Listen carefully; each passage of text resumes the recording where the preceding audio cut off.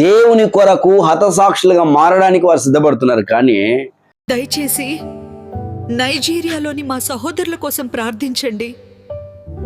హింస చాలా ఎక్కువగా ఉంది.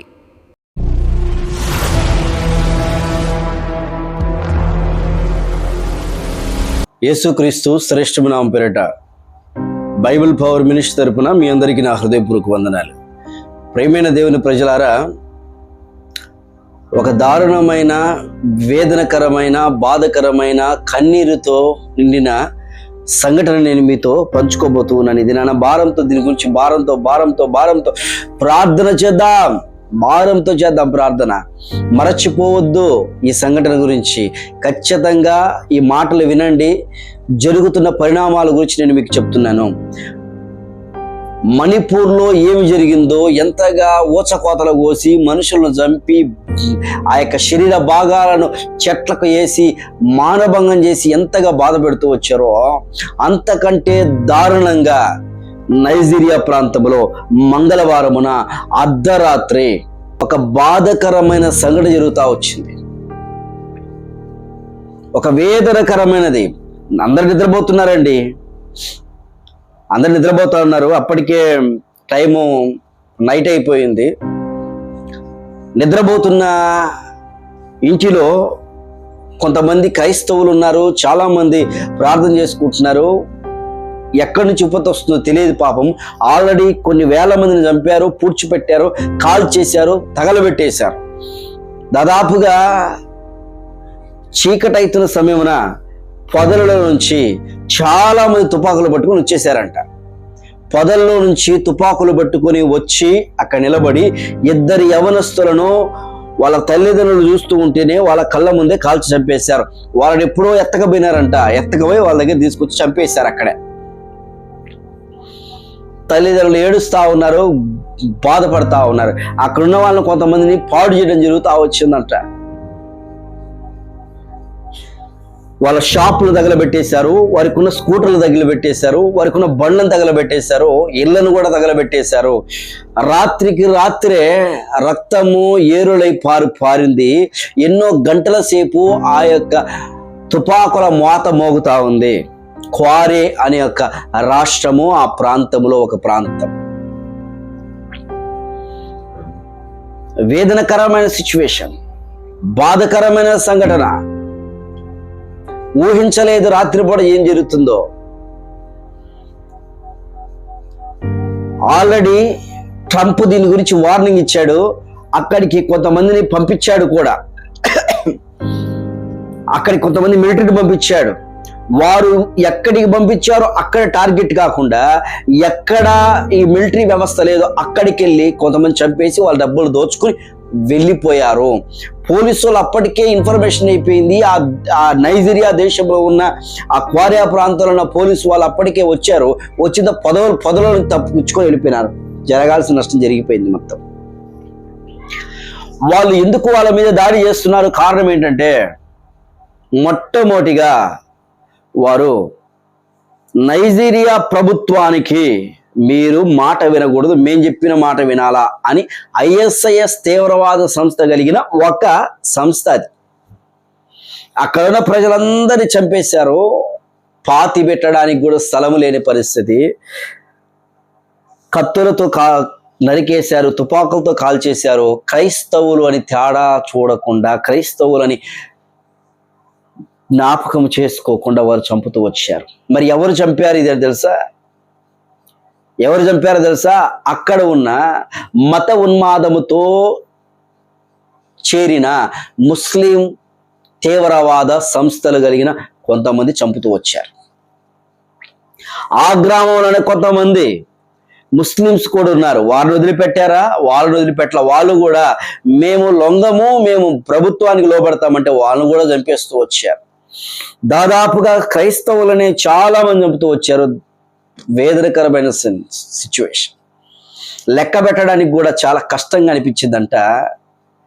ఎన్నో ప్రాణాలు బలైపోయినాయి. దేవుని కొరకు హతసాక్షులుగా మారడానికి వారు సిద్ధపడుతున్నారు. కానీ వారు అడిగే వాళ్ళంట, మీరు మా యొక్క ముస్లిం మతంలోకి రావాలా, గర్వాప్స్ కావాలా, మీరు గర్వాపసి మా యొక్క మతంలోకి మీరు రావాలా అని మాట్లాడేవారంట. వాళ్ళు మాట్లాడి రాకపోతే కాల్చి చంపేసేవారంట. అంత దారుణమైన సిచ్యువేషన్లోకి వెళ్ళిపోయింది. భూభాగం గురించి ఒక గొడవ, ఆధిపత్యం గురించి ఒక గొడవ, నైజీరియా ప్రభుత్వం మాట వింటున్న ఒక గొడవ, దేవుని నమ్ముకున్నారని ఒక విధానం. వీటన్నిటి మధ్య నైజీరియా ప్రజలు తినడానికి తిండి లేదు. చూడండి వాళ్ళు ఎలా ఉన్నారు ఒకసారి. ఆకలి అల్లాడిపోతున్నారు. కానీ మేము దేవుణ్ణి విడిచిపెట్టము, మా సృష్టికర్తను మేము విడిచిపెట్టమని నమ్ముకున్న వ్యక్తులు ఉన్నది కొంతమంది. దేవుని కొరకు నిలబడిన వ్యక్తులు కనబడతా ఉన్నారు. ఇవన్నీ ఎక్కడ జరిగే పరిణామాలు? పల్లెటూర్లు. వీళ్ళ టార్గెట్ ఎక్కడ తెలుసా? పల్లెటూర్లను తీసుకుంటారు. గిరిజనులు అంటారు కదా మన ప్రాంతంలో, అలాగన గిరిజనులు అనేవారు మీరు గనక గర్వాపసి కాకపోతే మిమ్మల్ని చంపేస్తాం, మీకు రేషన్ ఇయ్యం, మీకు డబ్బులు ఇవ్వం, మీకు ఏమి చేయం అన్నట్టుగా మన భారతదేశంలో జరుగుతుంది కదా. సేమ్ సిచ్యువేషన్ నైజీరియాలో జరుగుతుంది. మరి వాళ్ళు తగ్గారా? ఒక్కళ్ళు కూడా మా దేవుని వదిలిపెట్టి మేము పక్కకు రాము అనే తీర్మానం చేసుకుని ఉన్నారు. వాళ్ళు అందరూ అలా ఉన్నారు.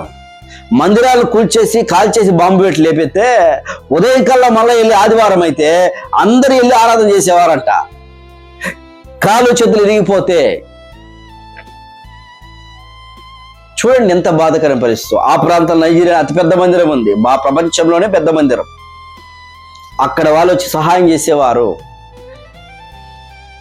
ప్రియమైన సహోదరులారా, ఈ సమయంలో మీరు భారంతో ప్రార్థన చేయండి. ఈ సంవత్సరంలో జరగబోయే పరిణామాలు, పరిస్థితుల గురించి నేను మీతో మాట్లాడుతూ వచ్చాను కదా, మీరు వింటూ వచ్చారు కదా, చూస్తూ వచ్చారు కదా. దయచేసి గమనించండి. వారి గురించి భారంతో ప్రార్థన చేద్దాం. ప్రభు సన్నిధిలో వేదనతో అడుగుదాం. మనమైతే క్షేమంగా ఉన్నాం అనుకుంటున్నాం, కానీ అక్కడ వారు ఇబ్బంది పడుతున్నారు. మణిపూర్లో ఎలాంటి పరిస్థితి జరుగుతుందో అలాంటి పరిస్థితి. ట్రంప్ మరలా ఈ సిచ్యువేషన్ చూసుకుని పెద్ద టీంను దింపబోతున్నాడు. అక్కడ ఉన్న ISIS తీవ్రవాద సంస్థలను ఒక్కళ్ళను కూడా ఉండకుండా ప్లానింగ్ చేయబోతున్నాడు తొందరలో ట్రంప్ గారు. 2026 ఒక్కడు కూడా అక్కడ ఇలాంటి భ్రష్టత్వంతో ఉండేవాడు, ఇలాంటి మత ఉన్మాదంతో ఉండేవాడిని లేపకుండా చేయబోతున్న వ్యవస్థను ట్రంప్ గారు తీసుకురాబోతున్నాడు అక్కడ. కాబట్టి అర్థం చేసుకుందాం. నీకు నాకు క్షేమంగా ఉన్నాం, మనం హ్యాపీగా ఉన్నాం. ఒకవేళ అలాంటి పరిస్థితి వచ్చినా కూడా నీవు నేను ఎలా బ్రతుకుతామో, ఎలా ఉంటామో ఆలోచించండి. వాళ్ళు ఉన్న స్థితిలో నీవు ఉండింటే మరి ఎలా ఉండేదో మన జీవితం తెలియదు మనకి కదా. దయచేసి అర్థం చేసుకుందాం. వారి గురించి సంఘంలో భారంతో ప్రార్థన చేద్దాం. నైజీరియా క్వారా అనే ప్రాంతం, అక్కడున్న హోమ్ మినిస్టర్, ఎంపీలు వారందరూ కూడా మాట్లాడితే మేము ఛాయశక్తుల ప్రయత్నం చేస్తున్నామండి, మాకు కుదరట్లేదు అంటున్నారు. ఛాయశక్తులు ఏం ప్రయత్నం చేస్తుంటారు? వీళ్ళకి చేతగా అందా, వీళ్ళకి లేదా? వీళ్ళు ఇతర దేశాలు ఆశ్రయిస్తే తెలియదా? ఇతర వ్యక్తులను ఆశ్రయిస్తే వీళ్ళని లేకుండా చేస్తారా? వాళ్ళను ఎక్కడున్నాడు అక్కడే ఉంటాడు, కోరకపోతాడు.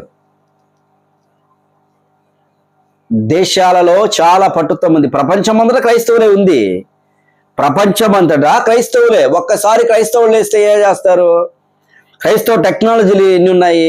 క్రైస్తవులు వాడే మొబైల్ కానీ, ఫేస్బుక్ కానీ, యూట్యూబ్ కానీ, టెక్నాలజీ అంతా కనిపెట్టిందంతా క్రైస్తవుడే కదా. మీరు ఉండొద్దు, మీరు నమ్ముకోవాలని చెప్పేసి సంపుతా నైజీరియాలో చేస్తూ ఉంటే మాకు మీరు అవసరం లేదని చెప్పేసి సావడానికి కూడా సిద్ధమైన వ్యక్తులు కనబడతా ఉన్నారు. That is the God's power, that is the spiritual power. కాబట్టి దీని గురించి భారంతో ప్రార్థన చేద్దాం. ఒక దేవుని సేవకునిగా వేదన చెప్తున్నాను.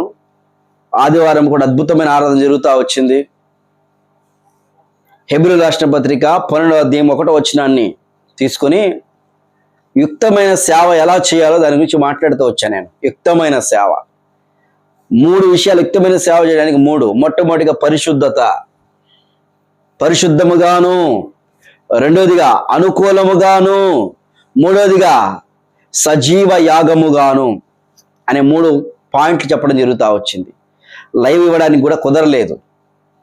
లైవ్ ఇచ్చింటే చాలా బాగుండేది. ప్రజలు ఆత్మీయంగా బలపడేవారు, చాలా చాలా బలపడేవారు. కాకపోతే కుదరలేదు, మనకు అంత ఎక్విప్మెంట్ కూడా లేదులే. ప్రార్థన చేద్దాం, ప్రభు సహాయం చేస్తాడు. దీని గురించి ప్రత్యేక నైజీరియా గురించి ప్రార్థన చేద్దాం, హింసింపబడుతున్న దేశాల గురించి ప్రార్థన చేద్దాం. తొందరలో ఒక వాట్సాప్ ఛానల్ని కూడా నేను చేయాలని చూస్తూ ఉన్నాను. హింసింపబడే దేశాల గురించి మీరు ప్రార్థన చేయవలసిందిగా మనవి చేస్తూ ఉన్నాను. కాబట్టి ఆ యొక్క వాట్సాప్ ఛానల్లో మీరు ఒకవేళ జాయిన్ కావాలంటే జాయిన్ కాండి. ప్రార్థన చేద్దాం. పరిశుద్ధుడా, మీరు ఇచ్చిన గొప్ప రక్షణ బట్టి స్తోత్రం. బ్రతిమిలాడుతున్నాను, కృప చూపించండి. మీ వైపు చూస్తూ ఉన్నాను. నైజీరియా ప్రాంతాన్ని, క్వారా ప్రాంతాన్ని, ఆ నైజీరియా ప్రజలు ప్రభు అల్లాడిపోతున్నారు. సహాయం చేయండి, కృప చూపించండి, దయ చూపించమని యేసుక్రీస్తు నామమున ప్రార్థన చేస్తున్నాను తండ్రి. ఆమేన్.